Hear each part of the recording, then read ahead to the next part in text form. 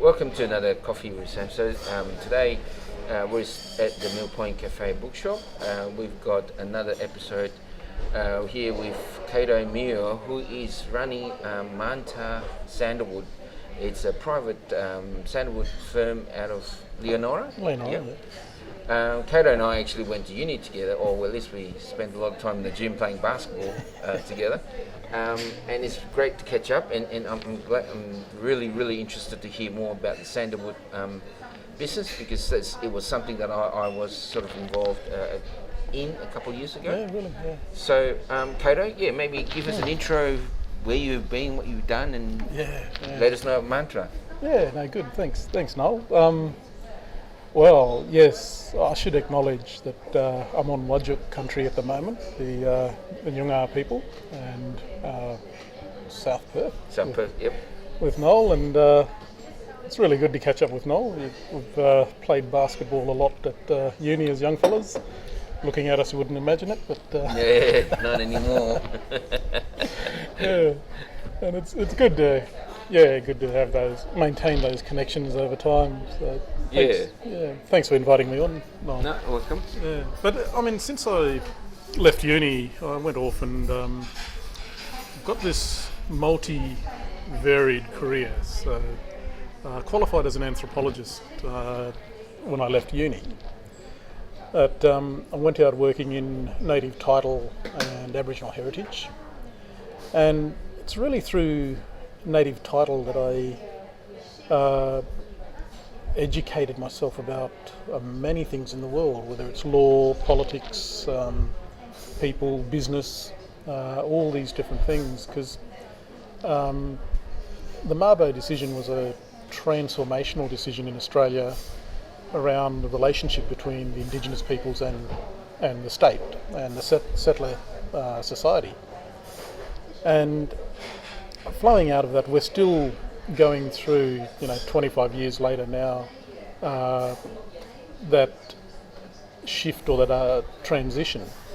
One of the biggest outcomes, and I've got, my native title determinations, I've been involved in the space for a long time, but and for the business, people involved in business, a lot of the publicity around native title comes from this idea that it's a impediment, black tape, etc. And in the immediate term, at the beginning, it does change the way in which you do business, and it changes the way you prioritise things, and there's a whole range of transitions that need to occur. As it settles, and we're coming into that phase now of settlement, I'm involved in one of the first compensation claims in Australia at the moment, which is the dual compensation claim. It's starting to get the Aboriginal people involved to think about their wealth, and I'm researching and pioneering this idea of wealth in First Nations, which some of your listeners might recognise as a bit of a play on Adam Smith's Wealth of Nations. Wealth in First Nations is this idea that, first of all, the colonial experience is one in which one society comes to the lands of another society and it's extract and exploit and transfer wealth. And that's been the story of the European expansion across the globe.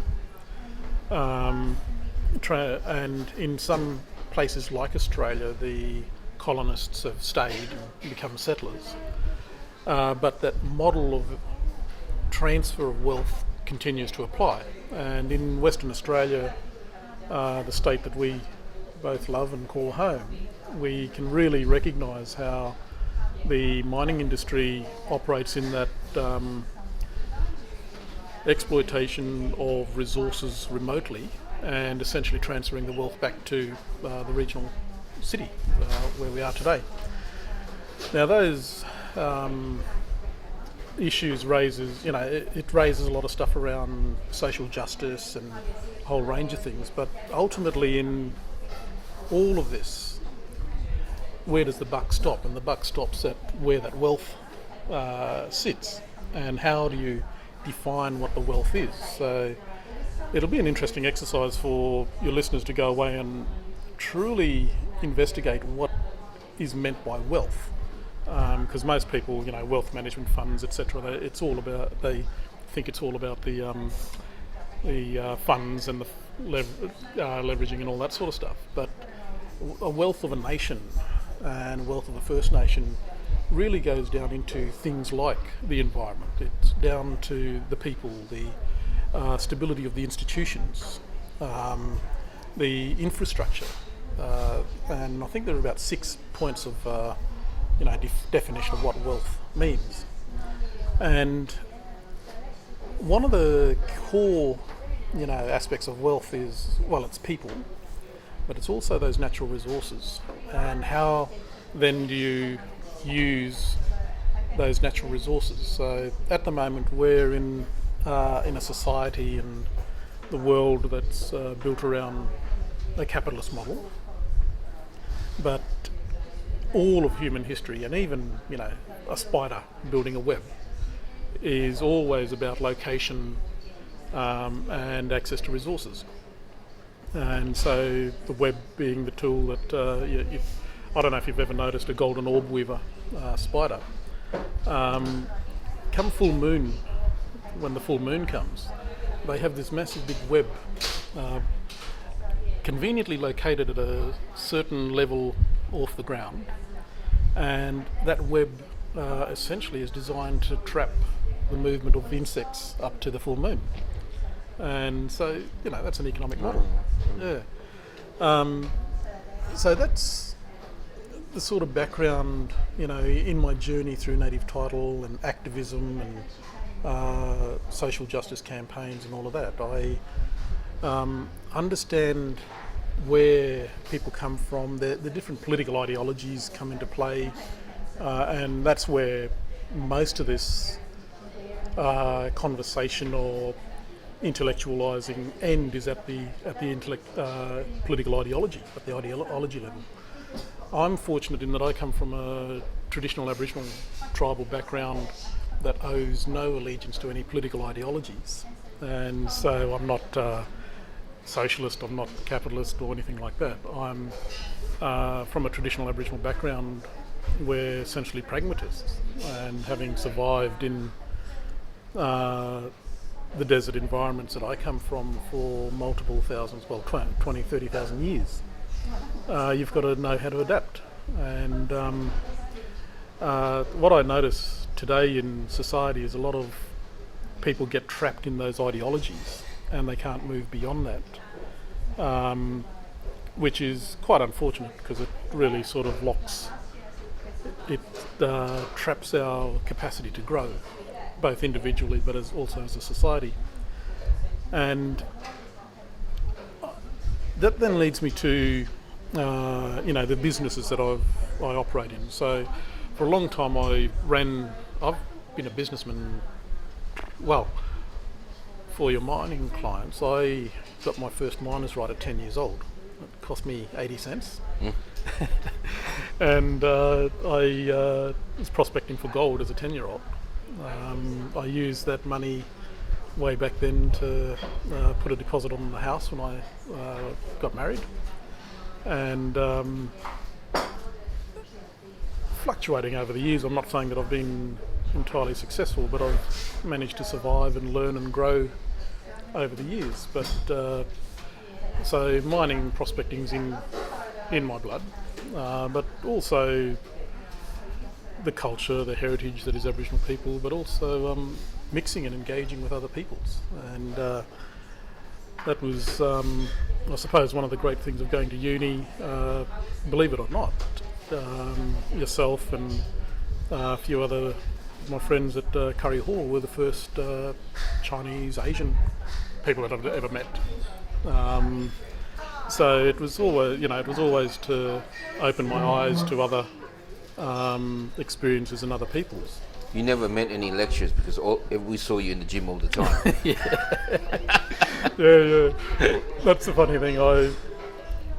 Because I went through distance education at school, So my education was quite eclectic. My parents, so this is a book that my father wrote.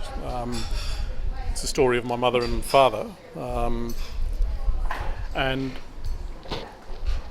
Dad was a sixth generation white Australian. He's still alive. He's 92 this year. He left home as a 14-year-old to go droving as a stockman. And he grew up in the Depression era with his grandmother, who was quite Edwardian in her philosophy of life. And a lot of those people of his generation who come out of the depression era, they knew how to manage money, they knew how to manage resources, they didn't stop, they just kept going and they kept doing things.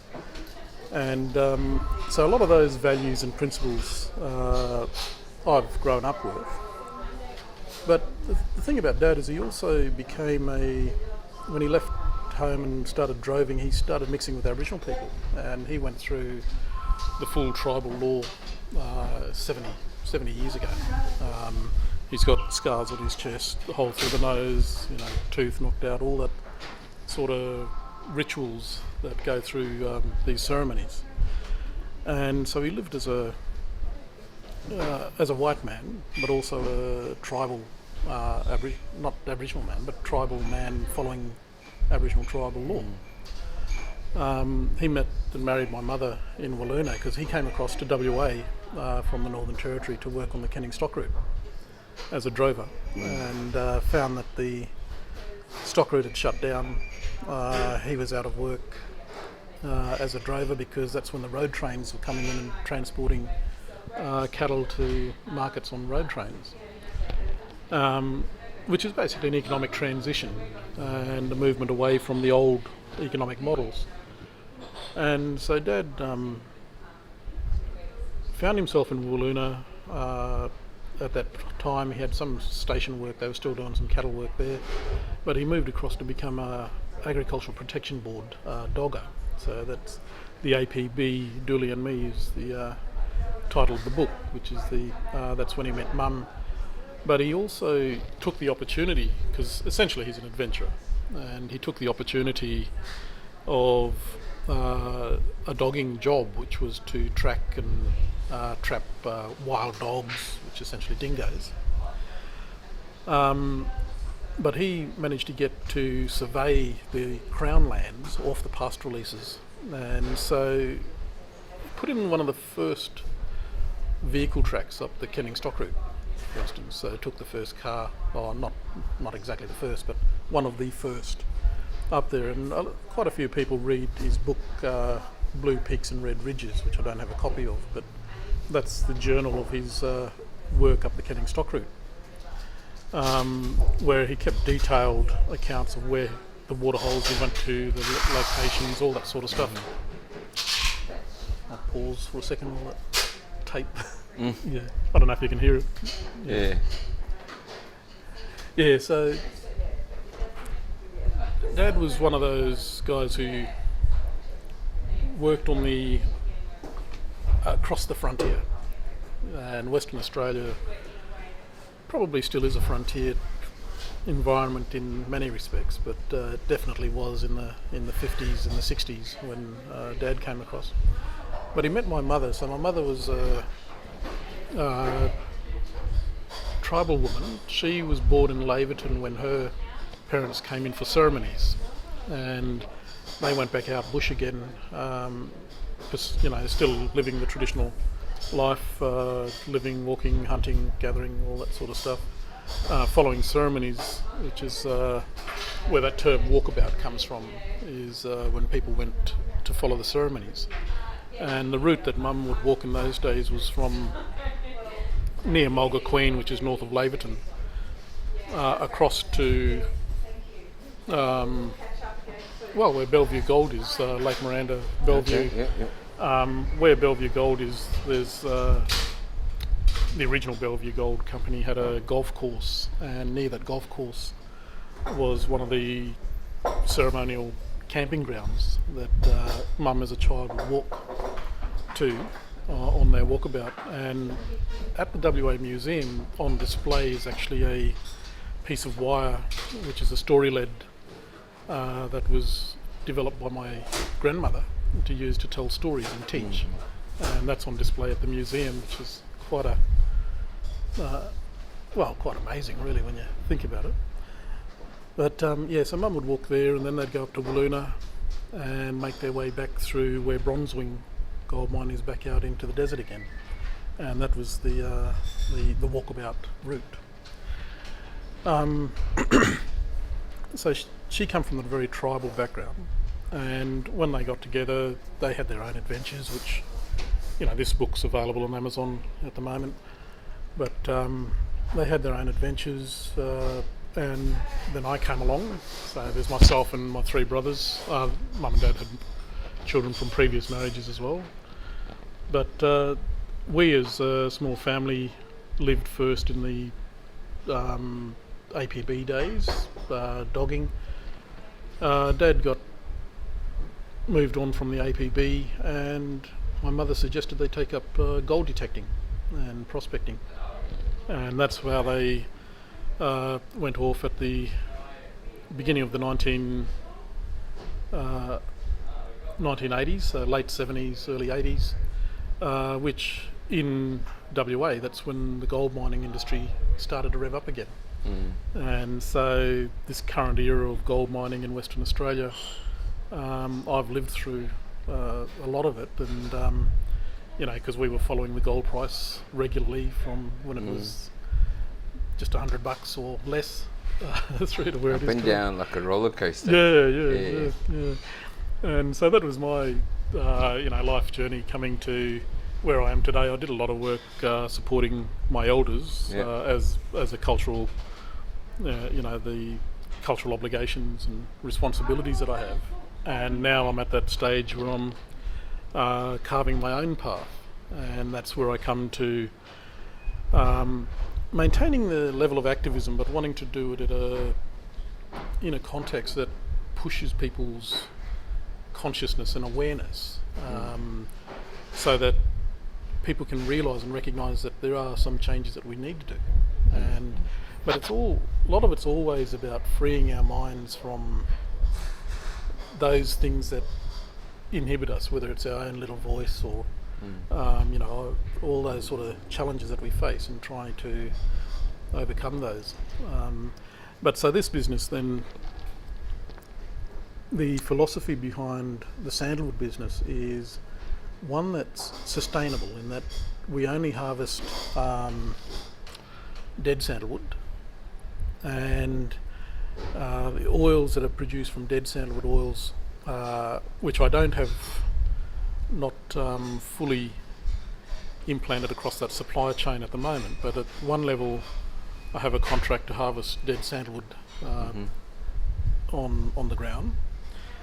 My family do have a shareholding in Dudgeon Custodians or Dudgeon Sandalwood Oils, which at the moment is the largest Indigenous exporter in Australia. We export from a factory in Kalgoorlie, export sandalwood oils to buyers in the US and Europe. And then further along the chain is where we developed and set up Marnta Sandalwood as a family enterprise, which is to take those resources and make it accessible to people through an internet business model. So I've been tossing and turning whether it's a B2C or a B2B type business, and I'm falling on the side of a B2C through the website sales, largely because I see that sandalwood is a West Australian product, West Australian sandalwood, and it was actually the first export out of Australia, Western Australia. Sandalwood wood was exported to China and India from the 1850s onwards, harvested from a lot of the wheat belt areas, and it's just, I find it really amazing that it's priced out of everyone's reach at the moment as regular consumers in Western Australia. But all of it seems to go overseas.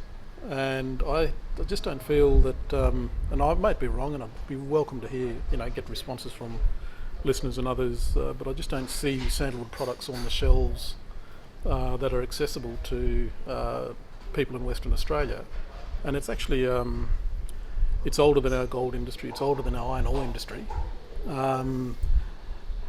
There's questions around sustainability, which I think, our business model and others are doing it now, which is to basically, because it's a living tree, and our business model is to only use the oil of dead trees, so trees that have gone through their full life cycle, and to replant seeds. And then, of course, there are plantations. I think there's about close to 30,000 hectares in Western Australia that are under plantation.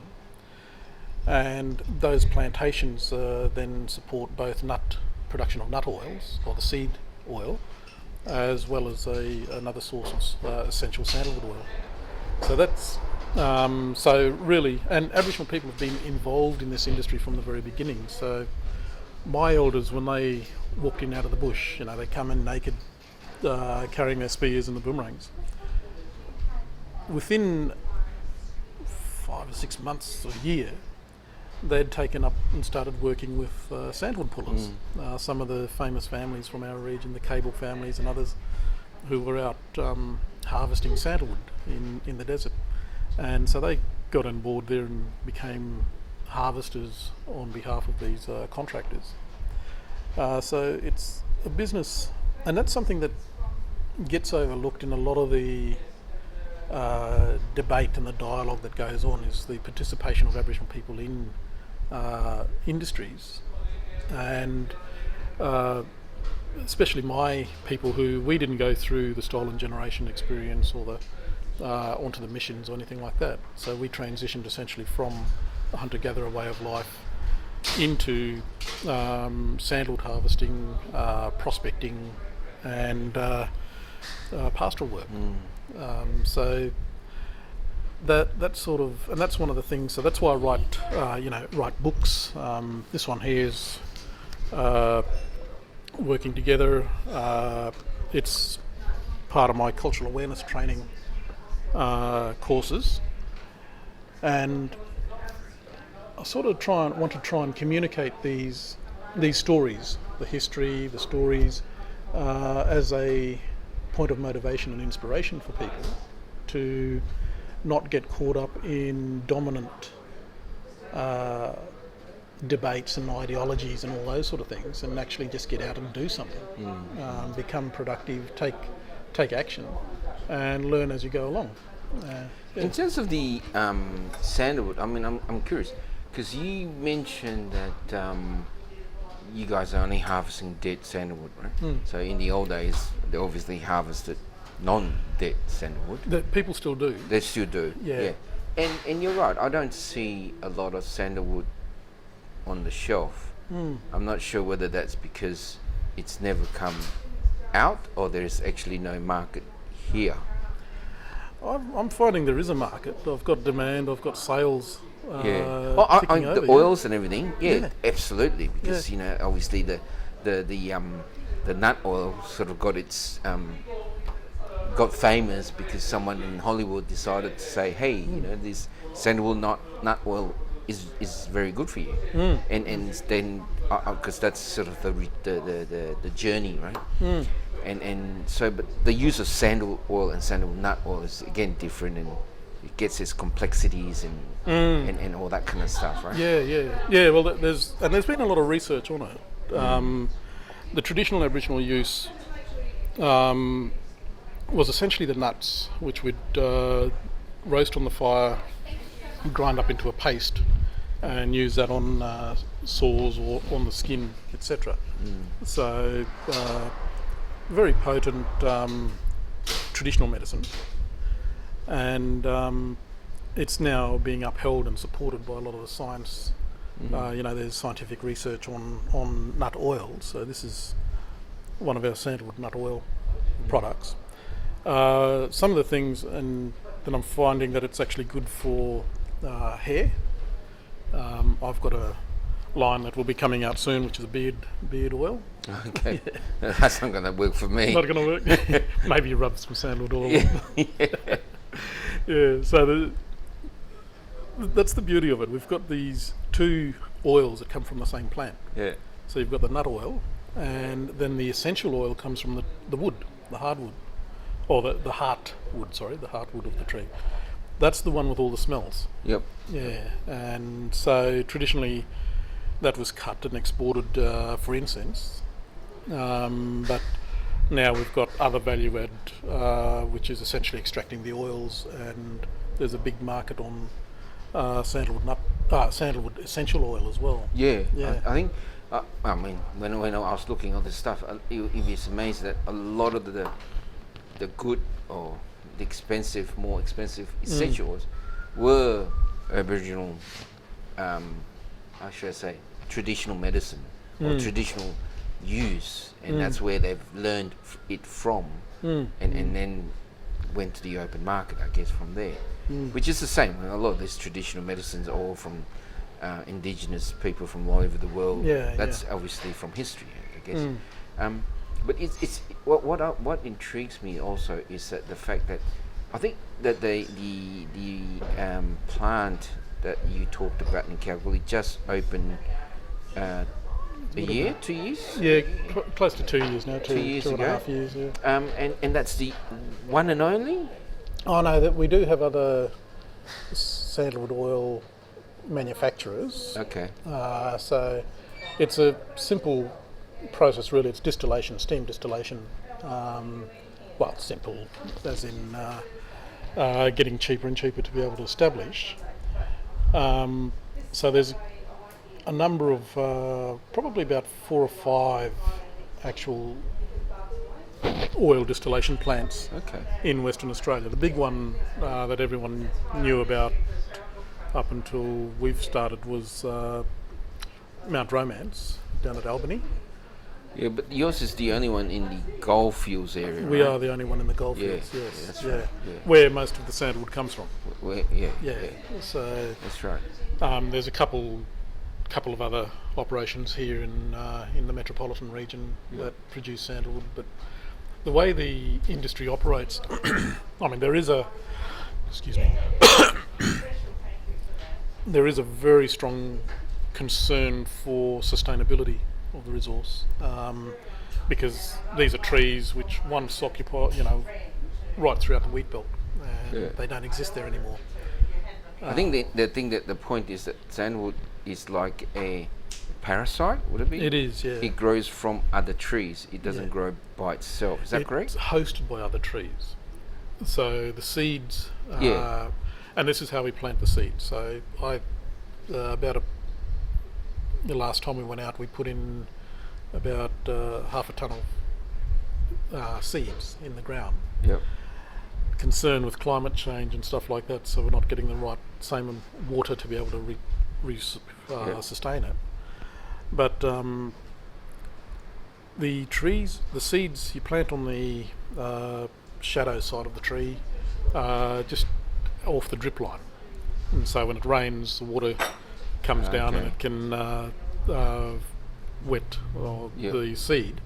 When the seed germinates, it puts out roots, which then connects up with the host tree. Yep. And eventually the tree takes over. The sandalwood takes over the tree. Takes over the root system. Yep. The tree dies off and the sandalwood grows in its place. Yeah.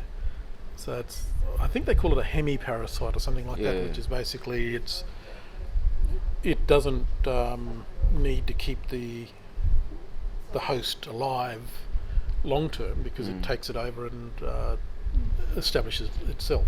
Yeah. Why I was intrigued to talk to you, Kado, because a few months ago when I started, when COVID everything happened, I actually had a chat with Mark Anderson from Fish. I don't know. I've heard of him. Yeah. So our conversations in the midst of what is Indigenous community doing in terms of business. My experience with them is I think there's a big company in the Pilbara that does a lot of the earth moving stuff. I forget what they're called now, but they were very active in that sense. and in that industry, you don't see a lot of Indigenous geologists or geophysicists or things like that. I must admit, at that time when we were in university, which is several decades ago, there weren't too many either, right? No. Is that changed, do you think? That has changed. So, I mean, you wouldn't have known it with me playing basketball alongside you, but I was actually a pioneer at the university. At the time, I think there were only 5 Aboriginal students in the entire university at UWA. When I left Eastern Goldfields Senior High School, I was the only Aboriginal student in my class in Year 12. That's why there's not a lot of geologists and not a lot of these professionals out there, is access to education for Aboriginal people was public policy limited right up until the 1970s. So my generation was the first generation that could go to school alongside other Australians, sitting in the classroom beside them. So we're in that space now, in the curve of history, where we're basically going through that point where individuals and families are able to access these services that other citizens of Australia take for granted. And it is improving. It's changing. I was the one Aboriginal student in Year 12 in Eastern Goldfields Senior High School. I think it was about 1,500 students across the entire school. Today, I think you get about 50 or 60 Aboriginal students at Eastern Goldfields Senior High School. So 2 things changed over the time. One was it became compulsory to stay at high school till Year 12. But the other thing is that there is a shift in that dynamics. So people are able, and that's the dialogue that bad news sells. So you don't get a lot of the discussion in popular media about the 50 or 60 Aboriginal kids at uni. You'd get more discussion about the gap. Correct. And the need to close the gap and all of that, which is a bad way of doing things. It's a deficit-based model, and doesn't actually celebrate the fact that things are changing and are getting better. No, I agree. I mean, that's how social media works too, right?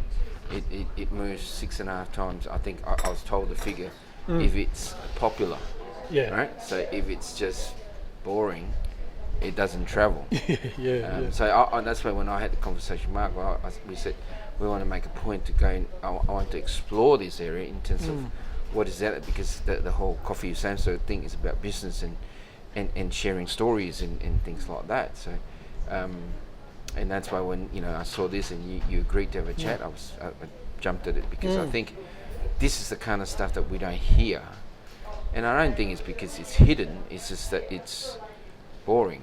It's boring. You know what I mean? I don't mean the business is boring, but it's not like so and so's all that kind of stuff we get in social media. Like Trump. So, but look, it's great. I mean, it's a great story. I love to maybe when it's cooler, have a little chat when we're out there and talk. Talk about how you guys actually process your sandalwood and what this, because I can tell you a lot of people don't even know what sandalwood looks like, and even if they walk past it, they wouldn't even know what the tree looks like. No, exactly. So look, Kado, I think it's fantastic.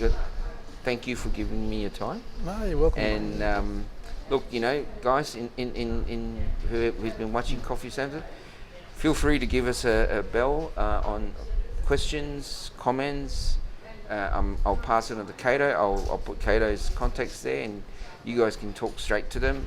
I'm sure I'll put your website on there as well. Yeah. Well, if you put my website on, what we're willing to offer is this is hydrosol, which is the water left over from creating sandalwood oils.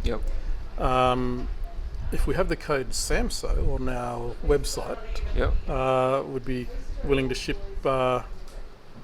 with the purchase of $50 or more, we'll ship one of these free in the order. Yeah. Fantastic. Well, guys, hopefully you guys take up the offer, and thank you, Kado, for making such a generous offer. But look, I'd love to continue the journey and having a chat further down the road. And, Absolutely. and like as I said, hopefully when it's cooler, because I know how hot it can get in Leonora. Yes, it can.